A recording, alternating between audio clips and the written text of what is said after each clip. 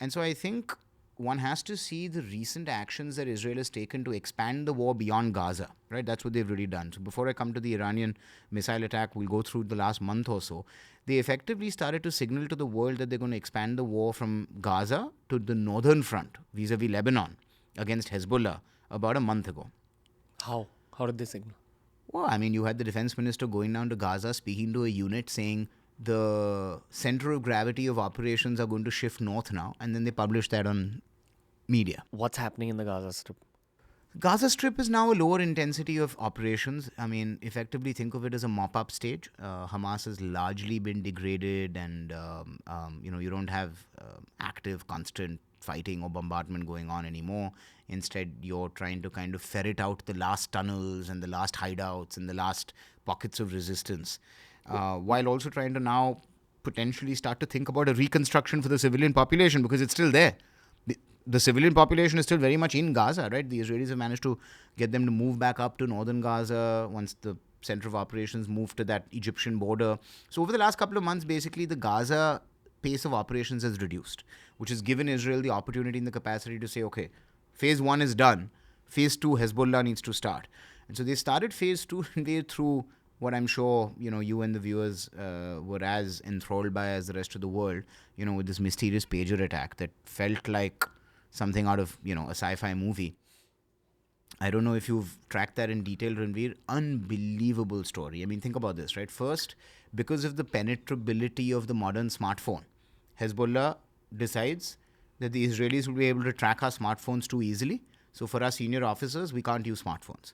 So they put out a call saying, please cease using smartphones, and we're going to seek out pagers, because low tech is more secure tech, much harder to penetrate, etc., etc.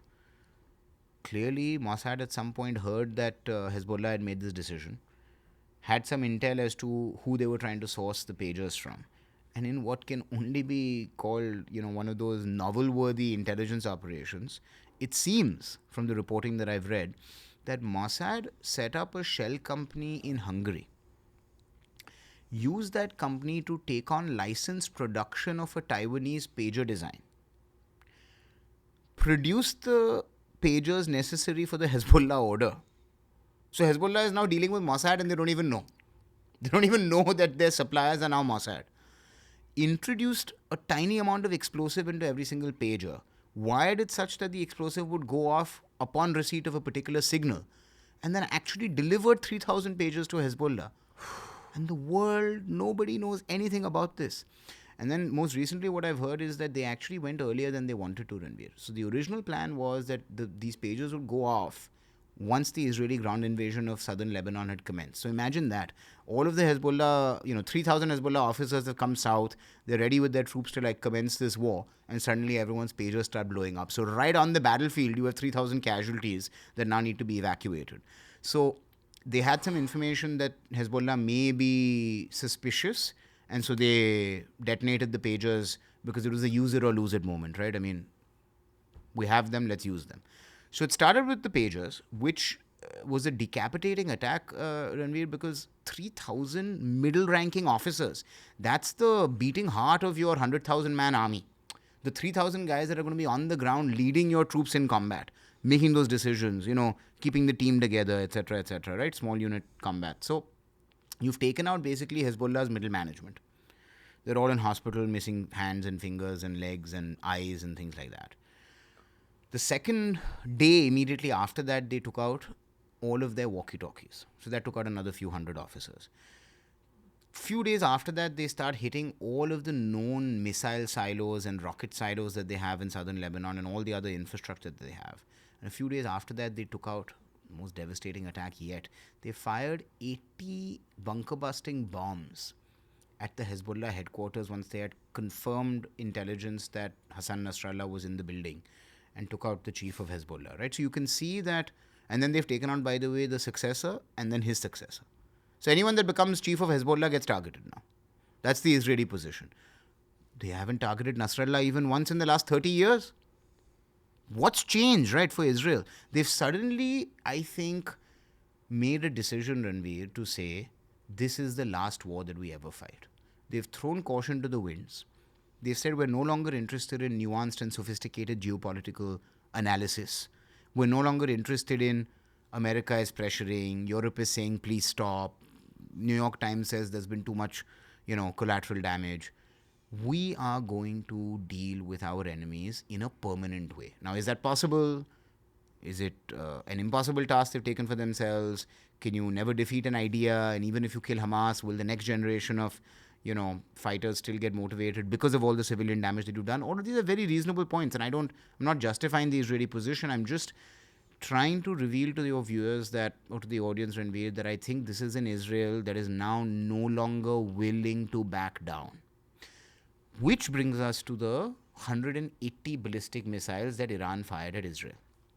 See, a few months ago, after Israel hit the Iranian embassy in Damascus, remember there was a lot of tension and the Iranians had launched a missile strike that time as well. Both times, the effectiveness of these mass missile strikes is very low. 99% of them end up getting taken out by a combination of Israel's allies in the region, the United States, Israel's own anti-air defense. And finally, if a few missiles reach the airspace of Israel, then you have Iron Dome. And if it goes through Iron Dome, then you have this thing called David Sling, which is the other system that they have. How does it work? It's what we were talking about earlier, right? An anti-air system. Okay. So whether you're trying to target an aircraft or an incoming missile, your task becomes harder because the missile is usually moving faster, but it's also slightly easier because the missile isn't weaving. It's going to come straight towards its target, right?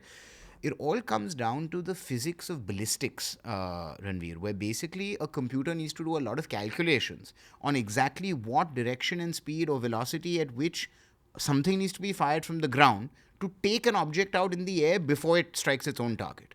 And what Iron Dome is the most sophisticated version of an anti-air, defense system. The reason it's called a dome is because it's so sophisticated that it's able to cover all of Israeli airspace to near perfection, where they can say 99% of objects will end up getting shot out of the sky when they come near Israeli airspace. That's a tall claim. What's happened historically is that Israel has been held to a higher standard because of the fact that they're a democracy and they're technologically advanced. So people have been judging the proportionality of their responses to the effectiveness of the attacks. So think about it, in very simple terms. Hezbollah fires 500 attacks a day. If they're the equivalent of loud firecrackers because Iron Dome keeps taking them out, and they're very crude, very low quality rockets that are being fired, no civilian casualties actually occurring in Israel, most people are like, leave it. No, don't respond, right? You didn't actually get hit, right? Like someone came to punch you, but they miss because they're so, bad at it. Don't respond might be what a bystander says. Leave it, Ranveer. Israel is now no longer going to leave it. Israel is going to say, what if I didn't have Iron Dome? Or what if one day you fire so many missiles that Iron Dome does fail? You can ultimately saturate any system, right? There is a limit to the number of objects that Iron Dome can take out simultaneously. So if every nation in the Middle East, including Iran, said, every last missile in our arsenal now we're going to fire at the same time, and 5,000 projectiles come towards Israel, so every chance that Iron Dome gets saturated and fails, and the last 1,000, after the first 4,000 come and take out Israel. So Israel saying, boss, I am no longer now going to be judged by the effectiveness of your attacks. I'm going to respond basis the intent of your attacks.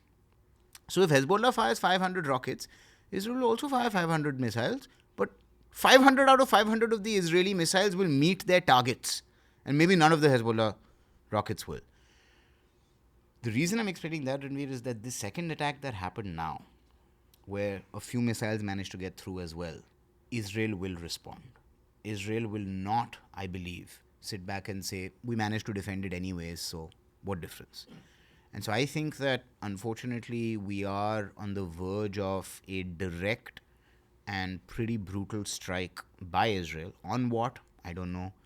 How? When? As they say, we'll respond at a time and place of our own choosing. It's a favorite line of our armed forces as well. They really mean it. They will respond at a time and place of their own choosing. But the response, so 2 days ago, Yoav Gallant, the defense minister, said, our attack will be lethal, precise, and surprising. which was a very surprising word to use, right? The word surprising.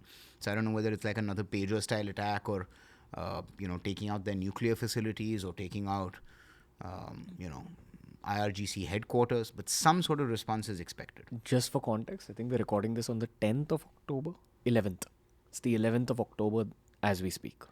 Yeah, and so it's been a few days since that attack, and I think that the world's sort of been holding its breath as to what does Israel do next. Of course, it's continued to operate in Lebanon, so that is going on as we speak. They haven't yet responded to Iran openly launching 180 missiles at it. Now, when that happens, what the knock-on effects and consequences of that are, i.e., what's the nature of the Israeli response? And then what's the nature of the Iranian response to that response? And how does Russia react? And how does the United States react? And how does the wider Sunni part of the Middle East react? And, what happens in Syria and what happens in Lebanon after that? I mean, all of these become, and this is really the risk in geopolitics, right? That you do something and you really can't predict the consequences of what you've just done, right? And what that sort of chain reaction of events is going to be going forward. So I wouldn't disagree overall with a view that we could be on the brink of something major in the Middle East. And unfortunately, something that I've been thinking about in the last couple of years, Ranveer, is, when Hitler first invaded Czechoslovakia or Austria, before the invasion of Poland, and even when he conducted the invasion of Poland, I wonder if people realized that World War II had begun. And instead, I wonder if, we look back 10 years from now and ask ourselves whether the first battles of World War III were fought on the battlefields of Ukraine and Gaza or something, Been speaking about this for a while on all our geopolitics podcasts. It's seeming to me like this is the beginning of World War III. I asked some other experts about this. No one gave me an out-and-out accurate answer. Everyone was like, it's unpredictable at this point. If I may, Ranveer, what's even more interesting to me is how desensitized civilian society all over the world has become to constant global conflict and risk. It feels surreal to me the extent to which people in Bombay or Tokyo or London or Madrid or New York or San Francisco will go about their daily lives despite the fact that there's a major European war on and a major Middle Eastern war on. It feels surreal to me that markets will continue to climb. It feels surreal to me that economic activity will continue to operate as if nothing's changed, while major conflict continues to accelerate and expand on our planet. And so, if you go back even 50, 60 years, a major conflict would cause an immediate chain reaction in the markets. News about a Middle Eastern, war would immediately cause oil prices to shoot and equities to drop and, everyone to go long dollar as a insurance policy. You see none of it now. And so a very interesting question is, what's changed? I mean, is it that socially we've all become so inured to conflict that we're comfortable living in a reality where, we're eating at Zuma or Hakkasan and a few hundred kilometers away, Hamas and the IDF are at it. Or, you're in Paris or Berlin attending a rave and you travel a few hundred kilometers to the east and the Ukrainian battlefield is alive and well, right? So is it because of social changes, political changes, technology, social media? It just feels very surreal to me that we might be at the beginning of World War III, but it's all, the music's still on, as it were. If you enjoyed this clip from The Ranveer Show, we've uploaded a ton of other clips related to a ton of other topics. So explore the channel because there's something for everyone.